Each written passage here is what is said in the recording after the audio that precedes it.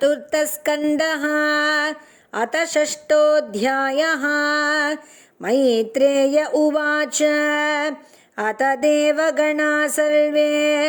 रुद्रानीकैः पराजिताः शूलपट्टिशनिस्त्रिंश गदापरिघमुद्गरैः सञ्छिन्नभिन्न सर्वाङ्गाः सर्त्विक्सभ्याभयाकुलाः स्वयंभुवे नमस्कृत्य कास्वेनैतन्यवेदयत् उपलभ्य पुरैवैतत् भगवान् अब्जसम्भवः नारायणश्च विश्वात्मा न कस्य अध्वरमीयतुः तदा कर्ण्यविभुः प्राह तेजीयसि कृतागसि क्षेमाय तत्र सा भूयात् न प्रायेण बुभूषता अथापि यूयं कृतकिल्बिषा भवम् एबर्हिषो भागभाजं परादुः प्रसादयद्वं परिशुद्धचेतसा क्षिप्रप्रसादं प्रगृहीतं घ्रिपद्मम् आशासानाजीवितमध्वरस्य लोकः सपालकुपितेन यस्मिन् तमाशुदेवं प्रियया विहीनं क्षमापयद्वं हृदि विद्धं दुरुक्तैः नाहं न यज्ञो न च यूयमन्ये ये देहभाजो मुनयश्च तत्त्वं विदुः प्रमाणं बलवीर्य ओर्वा यस्यात्मतन्त्रस्य क उपायं विधित्सेत् स इत्थमादिश्य सुरानजस्तैः समन्वितः पितृभिः सप्रजेशैः ययौ स्वदिष्ट्यात् निलयं पुरद्विषः कैलासमद्रिप्रवरं प्रियं प्रभोः जन्मौषधि तपो मंत्र योग सिद्धैर्नरेतरैः जुष्टं किन्नर गन्धर्वैः अप्सरोभिर्वृतं सदा नानामणिमये शृङ्गैः नानाधातुविचित्रितैः नानाद्रुमलता गुल्मैः नानामृगगणावृतैः नानामलप्रश्रवणैः नानाकन्दरसानुभिः रमणं विहरन्तीनां रमणे सिद्धयोषिता मयूरकेकाभिरुतं मदान्दालिविमूर्छितं प्लावितैरक्तकण्ठानां कूजितैश्च पतत्रिणाम् आह्वयन्तमिवोधस्तैः द्विजान् कामदुघैर्द्रुमैः व्रजन्तमिव मातङ्गैः कृणन्तमिव निर्जरैः मन्दारैः पारिजातैश्च सरलैश्च उपशोभितं तमालैशालतालैश्च कोविदारासनार्जुनैः चूतकदम्बैर्नीपैश्च नागपुन्नागचम्पकैः पाटलाशोकबकुलैः कुन्दैकुरबकैरपि स्वर्णार्णशतपत्रैश्च वररेणुकजातिभिः कुब्जकैर्मल्लिकाभिश्च माधवीभिश्च मण्डितं पनसा उद्दुम्बराश्वत्थ प्लक्षण्यग्रोदहिङ्गुभिः भूजैरोषधिभिः पूगैराजपूगैश्च जम्बुभिः कर्जूर आम्रातकाम्राद्यैः प्रियालमधुक इङ्गुदैः द्रुमजातिभिरन्यैश्च राजितं वेणुकीचकैः कुमुद उत्पलकल्हार शतपत्रवनर्दिभिः नलिनीषु कलं कूजत् खगवृन्दोपशोभितं मृगैः शाखा मृगैः क्रोडैः मृगेन्द्रैरिक्षशल्यकैः गवये शरभैर्व्याघ्रैः रुरुभिर्महिषादिभिः कर्णान्त्र एकपदाश्वास्यैः निर्जुष्टं मृकनाभिभिः कदलीषण्डसमृद्ध नलिनीपुलिनश्रियं पर्यस्तं नन्दया सत्याः स्नानपुण्यतरोदया विलोक्य भूतेशगिरिं विबुधा विस्मयं ययुः ददृशुस्तत्र ते रम्या अलकां नाम वै पुरीं वनं सौगन्धिकं चापि यत्र यन्नाम पङ्कजं नन्दा च अलकनन्दा च सरितौ बाह्यतः पुरः तीर्थपादपदाम्भोज रजसा अतीव पावने ययोसुरस्त्रियक्षत्तः अवरुह्य स्वदिष्ट्यतः क्रीडन्ति पुंसः सिञ्चन्त्यो विगाग्यरतिकर्षिताः ययोः तत्स्नानविभ्रष्ट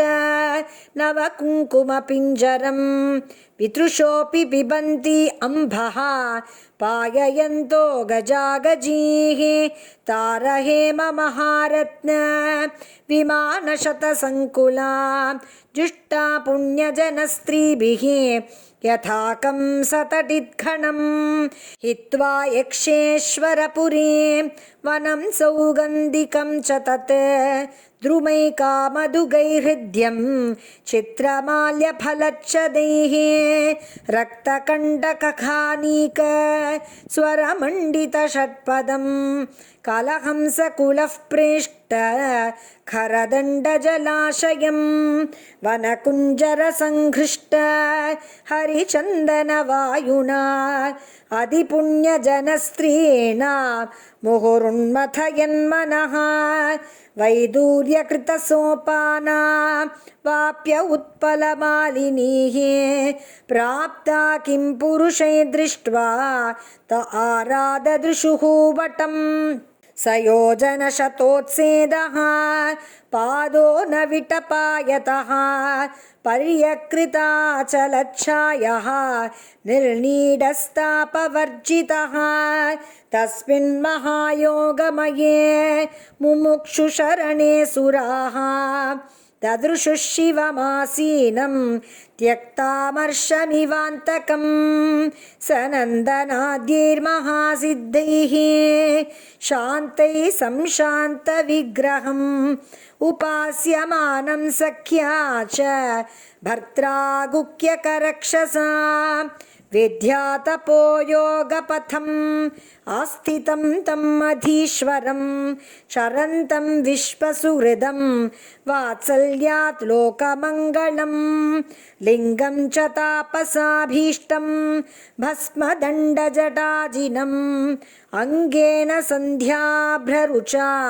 चन्द्रलेखां च बिभ्रतम्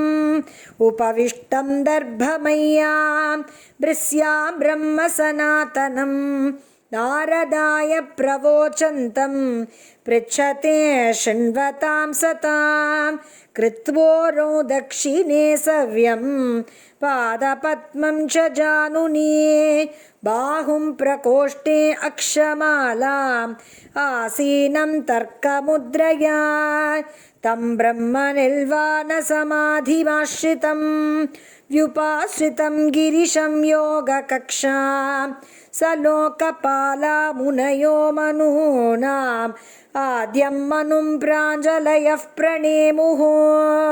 स तु उपलभ्यागतमत्मयोनिं सुरासुरेशैरभिवन्दिताङ्घ्रिः उत्थाय चक्रे शिरसा अभिवन्दनम् अर्हत्तमः कस्य यथैव विष्णुः तथा परे सिद्धगणा महर्षिभिः एवै समन्तादनुनीललोहितं नमस्कृतः प्राह शशाङ्कशेखरं कृतप्रणामं प्रहसन्निव आत्मभूः ब्रह्म उवाच जाने त्वामीशं विश्वस्य जगतो योनिबीजयोः शक्ते शिवस्य च परं यत्तद्ब्रह्म निरन्तरं त्वमेव भगवन्नेतत् शिवशक्त्योऽसरूपयोः विश्वं सृजसि पासि उत्सि क्रीडन् ऊर्णपटो यथा त्वमेव धर्मार्थदुघाभिपत्तये दक्षेण सूत्रेण ससर्जिताध्वरं त्वयैव लोके विसिताश्च सेतवो यान् ब्राह्मणा श्रद्धदते धृतव्रताः त्वं कर्मणां मङ्गलमङ्गलानां कर्तुस्पलोकं तनुषे स्वः परं वा अमङ्गलानां च तमिश्रमुल्बणं विपर्ययकेन तदेव कस्यचित् न वै सतां त्वच्चरणार्पितात्मनां भूतेषु सर्वेषु अभिपश्यतां तव भूतानि चात्मन्यपृथक् त्रिदृक्षतां प्रायेण रोषोऽभिभवेद्यथा पशुं पृथक् धियः कर्मदृशो दुराशयाः परोदयेन अर्पितहृद्रुजो निशं परान्दुरुक्तिर्विदुदन्त्यरुन्तुदाः तान्मावधीदैव वधान् भवद्विदः यस्मिन् यदा पुष्करनाभमायया दुरन्तया स्पृष्टधियः पृथक् दृशः